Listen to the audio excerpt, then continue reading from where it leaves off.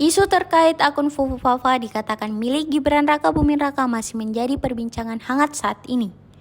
Hal ini bahkan disinggung mantan Menkopolhukam Mahfud MD. Ia mengatakan tidak perlu mengomentari skandal akun Fufufafa yang melibatkan Wakil Presiden terpilih Gibran Rakabuming Raka. Statement itu diungkapkan Mahfud dalam podcast bertajuk Terus Terang dan diunggah di channel YouTube pribadinya pada Senin 17 September 2024.